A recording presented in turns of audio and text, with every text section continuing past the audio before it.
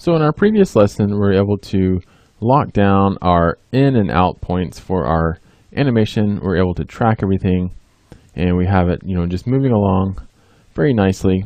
And now what we can do is add just a few more finishing touches. So let's go ahead and we're going to add a vignette. And this time we're going to do it a little bit differently. Instead of a shape, we're going to use a solid. So let's go to Layer, New, Solid. And you can also hit Control Y to create that solid. And for our color, we're going to use just like this dark green. Hit OK. And then we're going to hit OK. And for our blending mode, we can come down and toggle our switches, and you'll see we have blending mode right here. But you can't see what we're going to choose, which is multiply, because it's going out of frame. So let's go to Layer. Oh, make sure we have our layer selected. Let's go to Layer, and for our blending mode, we're going to make sure that we choose multiply. There it is. Now you can see it.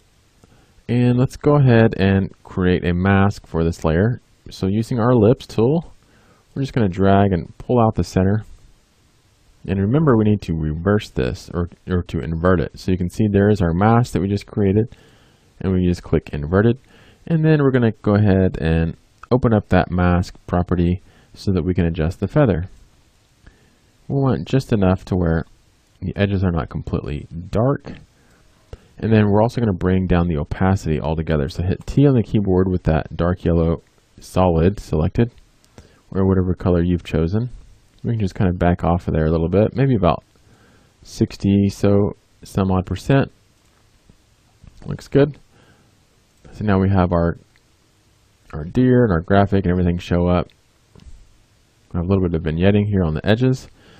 But one thing that we can do that'll kind of tie everything together is we're going to add a little bit of brightness and contrast. So we can go ahead and, instead of pre-comping everything again, we're going to go and create a new adjustment layer. And now that we have an adjustment layer, anything that we apply to this adjustment layer will kind of trickle down for like color effects and things like that. So let's go ahead and click on brightness and contrast with that solid selected. And we're going to maybe bring up the brightness a little bit. Maybe increase a little bit of contrast for our scene. That looks pretty good. Let's go ahead and get a RAM preview of that. We can take a look at all that all together. So we have our deer come out. We have our graphic show up. Just kind of drops out. It shows us some facts. Leaves it there long enough to where we can see whatever facts we want to see. And then it leaves our scene. So everything looks great. We're able to have it nice and integrated. You can see that we have the foliage. It looks like it's just hiding out in front. And we also have the deer that is just slowing down so that we can kind of pay attention to it right here as this graphic shows up. So that is some different ways that we can integrate text and graphics into footage. And so in our first lessons, we were able to take more of like a 2D approach where we grab that text layer, and we were able to tie it into our Alcatraz scene, and then we were able to create that nice reflection just to kind of give us that illusion that that text was hovering above water, and we're able to create that nice texture on that reflection.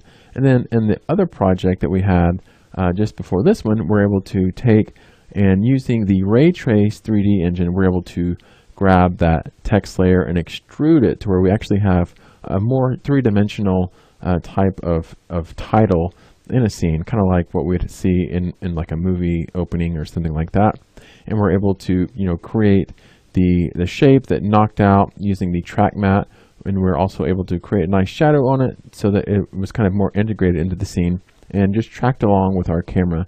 And then in this particular demonstration, we were able to see how we're able to animate a graphic and then even take that animation and just kind of follow it along with our scene so that we can better illustrate what's going on in our footage.